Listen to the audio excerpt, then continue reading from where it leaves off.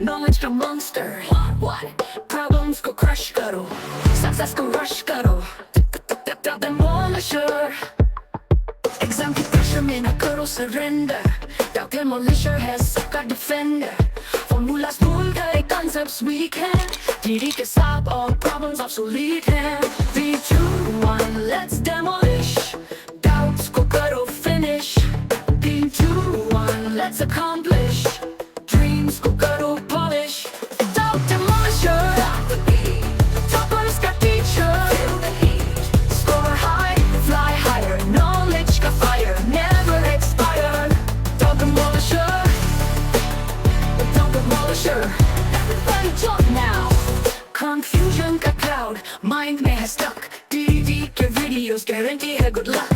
Click करो, watch करो, notes बनाओ. Doubts को goodbye, success को hello बुलाओ. Tick tick boom, demolish the doubt. Tick tick boom, figure it out. Tick tick boom, rise and shine. Tick tick boom, it's DD time. Hello everyone, आपको पता ही है कि हम resistance before revolt 1857 को discuss कर रहे हैं और अभी तक इस अपराइजिंग सीरीज के 4 लेक्चर्स हो गए 4 वीडियोस में और ये 5वां पार्ट इस लेक्चर सीरीज का रहने वाला है। पिछले लेक्चर में हमने देखा था मेनलैंड ट्राइबल अपराइजिंग्स और मैंने तब आपको बोला था कि आने वाले लेक्चर में हम जो है दूसरा जो इसका पार्ट है, दूसरी कैटेगरी है, that is north eastern tribal revolts, वो देखेंगे। सो ये ट्राइबल अपराइजिंग इसका पार्ट 2 है और अपराइजिंग सीरीज का 5वां पार्ट रहने वाला है।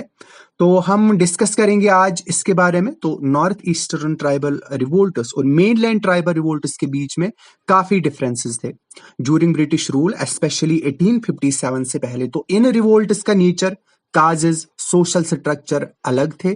मेन डिफरेंसेस को समझने के लिए हमें दोनों रीजन्स का कंपैरिजन करना होगा। तो पहले ही हम देखेंगे जियोग्राफिकल एंड कल्चरल डिफरेंसेस क्या थी। नॉर्थ ईस्टर्न ट्राइबल रिवोल्ट्स का अगर हम देखें तो नॉर्थ ईस्ट इंडिया में जो ट्राइबल ग्रुप्स थे उनकी अपनी डिस्टिंक्ट कल्चरल और सोशल आइडेंटिटी थी।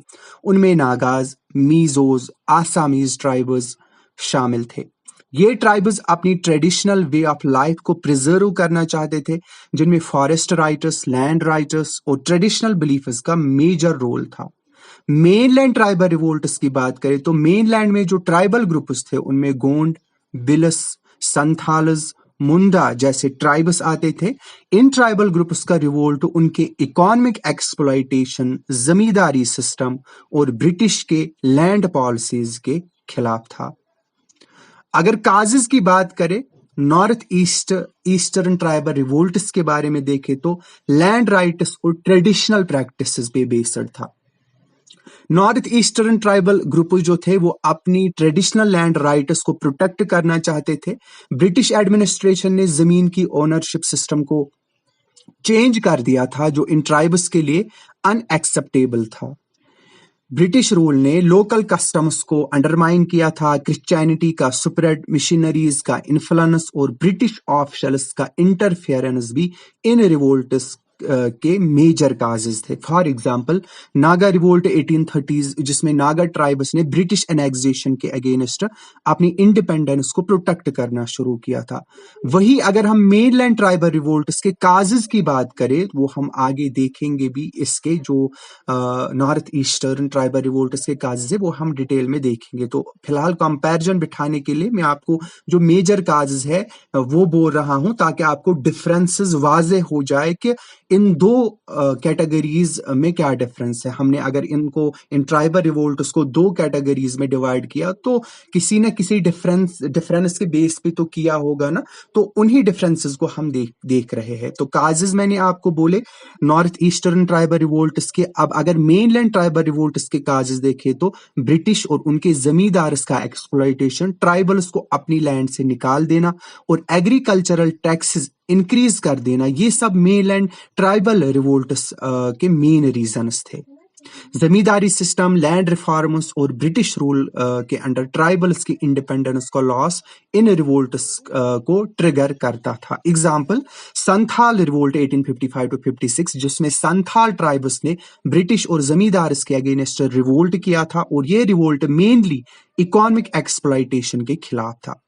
अगर हम नेचर ऑफ रिवोल्ट्स देखें तो पहले अगर हम देखेंगे north eastern tribal revolts, military strategy और गोरिल्ला वारफेयर, तो नॉर्थ ईस्टर्न ट्राइबल रिवोल्ट्स में जो है मेनली गोरिल्ला वारफेयर का यूज होता था। ट्राइबल्स अपने local terrain, Forester's, hill area का यूज करते थे और ब्रिटिश फोर्सेस के अगेंस्ट इन रिवोल्ट्स में ओपन बैटलफील्ड्स में कन्फ्रंटेशन कम होता था। ज्यादातर अम्बुशेस और सरप्राइज अटैक्स होते थे। रिलीजियस और कल्चरल रेजिस्टेंस दिखाई देती है।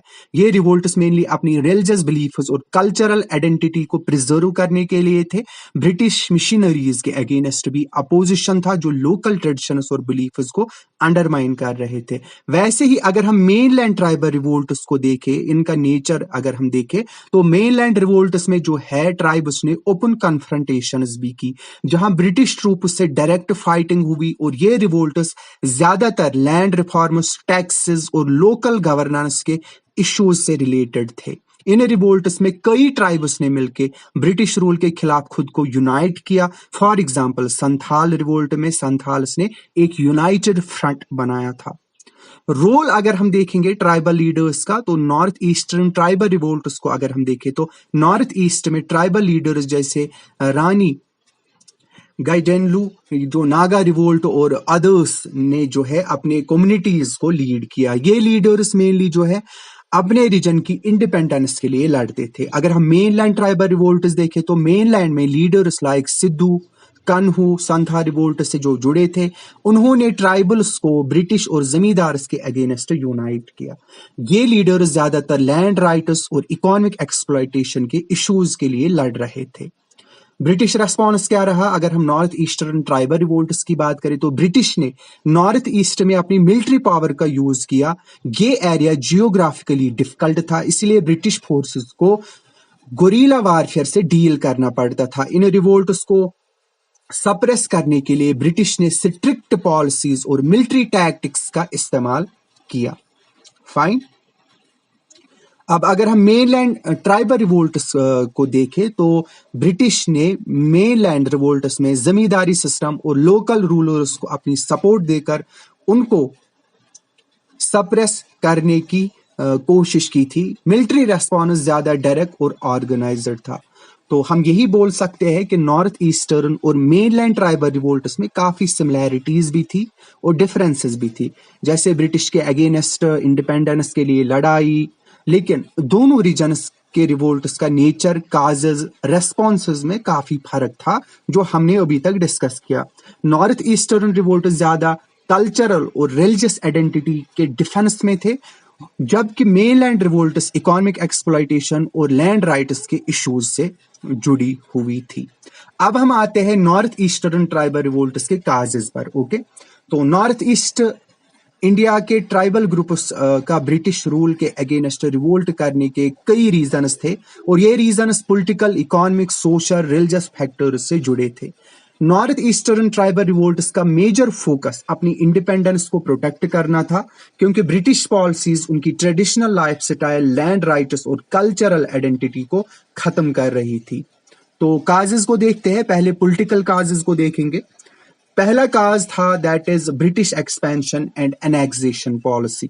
British gradually north east India के ट्राइबल एरियाज को अपने कंट्रोल में लाना चाहते थे और ये एक्सपेंशन डायरेक्ट रूल या फिर ट्रीटीज के जरिए होता था जो लोकल ट्राइबल चीफ्स के अथॉरिटी को वीक करता था। फॉर एग्जाम्पल, आसाम का एनेक्सेशन 1826 और खासी हिल का कैप्चर 1830 से लोकल ट्राइबल ग्रुप्स को ब्रिटिश रूल एक्सेप्ट करना पड़ा जो उनके लिए अनएक्सेप्टेबल था।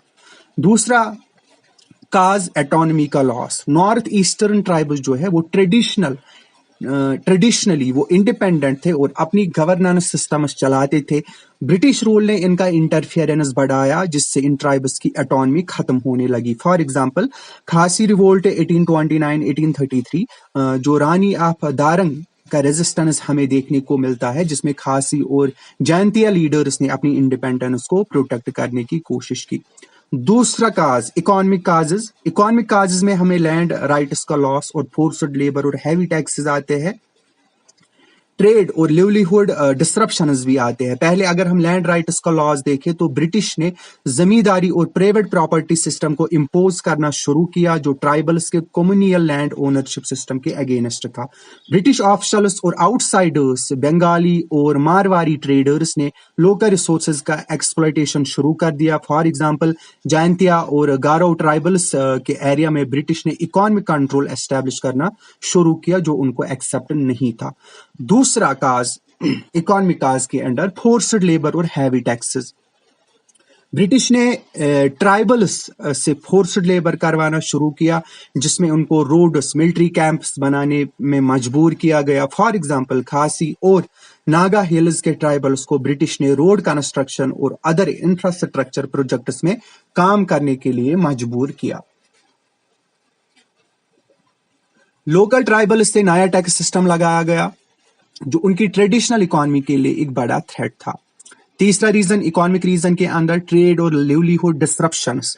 ब्रिटिश ने नॉर्थ ईस्ट के कमर्शियल एक्टिविटीज को कंट्रोल करना शुरू किया, जिसमें ट्राइबल्स को ट्रेड और लोकल इंडस्ट्रीज से दूर कर दिया गया। ट्रेडिशनल हंटिंग, शिफ्टिंग एग्रीकल्चर और लोकल क्राफ्ट्स ब्रिटिश पॉलिसीज से डिस्टर्ब हो गई। फॉर एग्जाम्पल नागाज और मीजोज को लोकल ट्रेड डिस्टर्ब होने लगा, जिसमें ब्रिटिश ट्रेडर्स और बंगाली मिडलमैन का इंटरफेरेंस बढ़ता गया। तीसरा cause social and cultural causes. Tribal customs और ट्रेडिशंस का डिसरेस्पेक्ट, क्रिश्चियन मिशनरीज का इन्फ्लुएंस इन सोशल काजेस में आता है। ब्रिटिश रूल और उनकी वेस्टर्न पॉलिसीज ने ट्राइबल कस्टम्स और ट्रेडिशंस को इग्नोर किया। ट्राइबल्स को अनसिविलाइज्ड कहकर उनके कल्चर को सप्रेस किया गया। फॉर एग्जांपल नागा ट्राइब्स ने ब्रिटिश इंटरफेरेंस को अपनी कल्चरल आइडेंटिटी के खिलाफ एक चैलेंज माना। वैसे ही क्रिश्चियन मिशनरीज का इन्फ्लुएंस देखने को मिला, जिससे वो भड़क गए। ब्रिटिश रूल के साथ ही Christian missionaries north eastern India में आए और ट्राइबल्स को क्रिश्चियनिटी एक्सेप्ट कराने पर जोर दिया गया। ये मिशनरीज लोकल ट्रेडिशंस, रिचुअल्स और डाइटीज को चैलेंज करते थे, जो लोकल कम्युनिटीज को अनएक्सेप्टेबल था। फॉर एग्जाम्पल नागालैंड और मेघालय में क्रिश्चियन कन्वर्जन के खिलाफ स्ट्रांग अपोजिशन हमें देखने को मिला। फोर्थ काज या causes military and strategic causes. इसमें गुरिल्ला वारफेयर और मिलिट्री एक्सप्लॉयटेशन और ब्रिटिश आर्मी का ऑपरेशन आता है। ब्रिटिश ने नॉर्थ ईस्ट में मिलिट्री प्रेजेंस बढ़ाई, ट्राइबल्स के एरियाज में फोर्ट्स एस्टैब्लिश किए। ब्रिटिश फोर्सेस ने ट्राइबल रेजिस्टेंस को क्रश करने के लिए मिलिट्री एक्सपीडिशंस लॉन्च किए।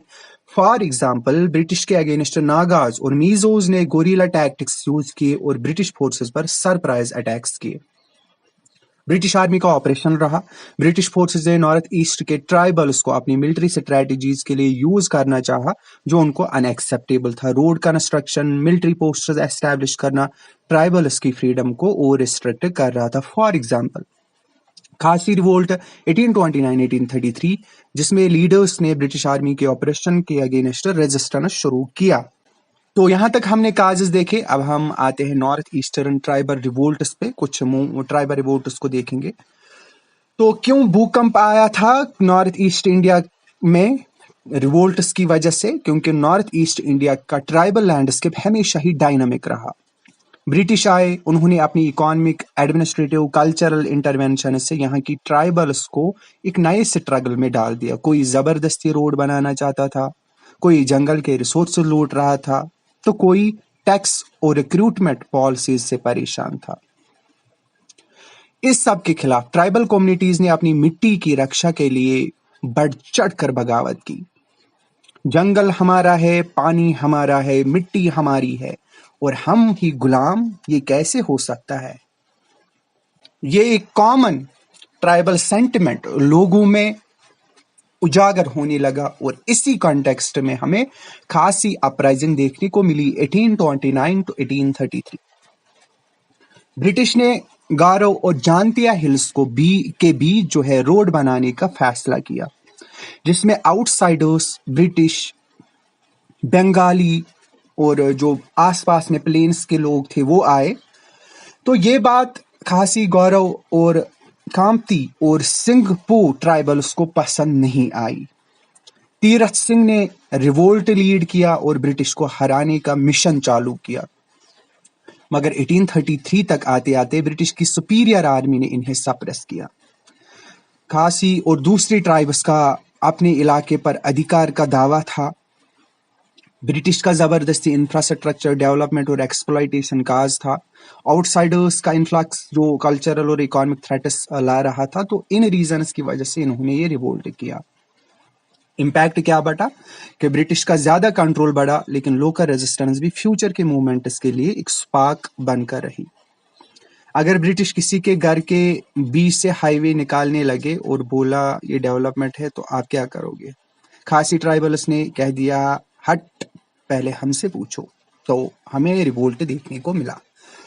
अब हम आते हैं दूसरे रिवोल्ट पे, that is Singpho revolt 1830s to 1843। क्या हुआ कि सिंगफू ट्राइबल्स आसाम में ब्रिटिश का कंट्रोल बर्दाश्त नहीं कर रहे थे। 1839 में ब्रिटिश पॉलिटिकल एजेंट को मार दिया गया और 1843 में नीरंग फिडू की लीडरशिप में ब्रिटिश पर हमला किया गया, मगर ब्रिटिश की मिलिट्री स्ट्रेंथ ने रिवोल्ट को सप्रेस किया। काजेस यही थे कि ब्रिटिश का इंटरवेंशन, सिंगफू ट्राइबल्स के ट्रेडिशनल रूल में इकोनॉमिक एडमिनिस्ट्रेटिव कंट्रोल का बढ़ना और ब्रिटिश का एक्सप्लॉइटेशन और ट्राइबल ऑटोनॉमी का खत्म होना, इसी की वजह से इन्होंने इतना दंगा मचाया। इम्पैक्ट क्या पड़ा? इम्पैक्ट यही पड़ा कि ब्रिटिश और ट्राइबल कॉन्फ्लिक्ट्स और एग्रेसिव हो गए। फ्यूचर के अपराइजिंग्स के लिए ग्राउंड वर्क तैयार हो रहा था। सिंगपू लोग आसाम के टी इंडस्ट्री के असली कंट्रीब्यूटर थे। सोच लो, अगर सिंगपू ने ब्रिटिश को जीतने नहीं दिया होता तो हो सकता है आज अब आसाम टी नहीं पीते। तो अहोम रिवोल्ट पे आते हैं। अहोम रिवोल्ट 1828-1833। क्या हुआ कि ब्रिटिश ने बर्मीज वार 1824-26 के बाद अहोम से वादा किया कि उनका राज वापस मिलेगा, मगर ब्रिटिश अपना वादा तोड़ रहा था। अहोम्स ने रिवोल्ट स्टार्ट किया, लेकिन ब्रिटिश ने इन्हें डिवाइड एंड रूल स्ट्रैटेजी से हरा दिया। काजेस आपको पता ही है जो होते हैं हर किसी रिवोल्ट के। ब्रिटिश का धोखा, पॉलिटिकल और इकोनॉमिक कंट्रोल का ब्रिटिश के हाथ में जाना, अहोम आइडेंटिटी और सॉवरेंटी की रक्षा का इमोशन। इम्पैक्ट क्या पड़ा? इम्पैक्ट यही पड़ा कि ब्रिटिश ने अहोम्स का कंट्रोल खत्म कर दिया, लेकिन एक ट्राइबल नेशनलिस्ट सेंटिमेंट जाग गया जो आगे चल के आसाम मूवमेंट्स में दिखा। अहोम्स बोले ब्रिटिश का वादा ट्विटर के फेक प्रॉमिसेस जैसा है, बोलने के टाइम अच्छा लगता है मगर पूरा कभी नहीं होता। फिर आता है और एक रिवोल्ट, कुकीज रिवोल्ट 1917 to 1919। काज क्या है? जबरदस्ती रिक्रूटमेंट पॉलिसीज, ब्रिटिश का लोकल ऑटोनॉमी पर डाका, कुकीज की आइडेंटिटी और सॉवरेंटी की रक्षा। क्या हुआ कि ब्रिटिश ने वर्ल्ड वार के दौरान मणिपुरी कुकीज को जबरदस्ती रिक्रूट करना शुरू कर दिया। कुकीज ने कहा अरे क्यों, आप क्यों हमें जबरदस्ती रिक्रूट कर रहे हो, हम नहीं जाना चाहते आपकी आर्मी। तो कुकीज ने रेजिस्ट किया, रिवोल्ट किया, ब्रिटिश के खिलाफ लड़ाई छेड़ दी, मगर ब्रिटिश आर्मी ने इसको भी सप्रेस कर दिया। इम्पैक्ट क्या पड़ा? ब्रिटिश ने और भी ऑपरेसिव पॉलिसीज लगाई, मगर ट्राइबल्स का एक और स्ट्रॉन्ग रेजिस्टेंस डेवलप हुआ। कुकीज की फाइटिंग स्पिरिट इतनी स्ट्रॉन्ग थी कि उनको नॉर्थ ईस्ट के बॉडीगार्ड्स कहा जा सकता है। अब आते हैं नागा मूवमेंट एंड जदो नागाज रिवोल्ट पे, फ्रॉम 1905 to 1931। काजेस क्या थे? ब्रिटिश रूल के अगेंस्ट पॉलिटिकल सॉवरेंटी का स्ट्रगल, नागा ट्राइबल आइडेंटिटी और रिलीजन का प्रोटेक्शन और ब्रिटिश की ऑपरेसिव पॉलिसीज। क्या हुआ कि जदोनग एक रिलीजियस लीडर था, जादोननग, जो भी आप पढ़ो तो चलता है नाउन के कॉन्टेक्स्ट में। तो रिलीजियस लीडर था जो वो नागा राज बनाना चाहता था। उसने ब्रिटिश रूल के खिलाफ रिवोल्ट किया, लेकिन ब्रिटिश ने उनको 1931 में एग्जीक्यूट कर दिया। उसकी जो डिसाइपल थी गेड एंड लू, उन्होंने हीरा का कल्ट मूवमेंट कंटिन्यू किया जो 1946 तक चला। इम्पैक्ट क्या पड़ा? नागा नेशनलिज्म का बर्थ हुआ जो आगे जाके नागालैंड इंसर्जेंसी की फाउंडेशन बना। ये लीडर बोले अगर ब्रिटिश को नागालैंड चाहिए तो पहले हमें हराना पड़ेगा। ब्रिटिश बोले चैलेंज एक्सेप्टेड और इनको हरा दिया गया। तो ये सब थी नॉर्थ ईस्ट के ट्राइबल मूवमेंट जो हमने देखा। तो ये सारी ट्राइबल अपराइजिंग सिर्फ एक पॉलिटिकल कॉन्फ्लिक्ट नहीं थे, बल्कि कल्चरल और आइडेंटिटी स्ट्रगल थी। ब्रिटिश ने इन रिवोल्ट्स को सप्रेस तो कर दिया, लेकिन इन मूवमेंट्स ने एक स्ट्रॉन्ग रेजिस्टेंस कल्चर डेवलप कर दिया जो आगे जाके इंडिपेंडेंट इंडिया के फॉर्मेशन में भी हेल्प करता है। समरी लेते हैं। 1828 to 33 अहोम रिवोल्ट, 1830s खासी uprising, 1830s to 1843 Singpho revolt, 1907 to 19 cookies revolt, 1905 to 1931 revolt of Nagas, 1930s to 1946 हीरा का कल्ट हमें देखने को मिलता है। जंगल का कानून सिर्फ जंगल में नहीं, ब्रिटिश की पॉलिसीज में भी चलता था, नॉर्थ ईस्टर्न ट्राइब्स का कहना था। तो आज के लेक्चर में इतना ही। बाकी आपको कहीं पे भी डाउट रहा हो तो आपका स्वागतम है। तो आज के लेक्चर में इतना ही। Thanks, good luck.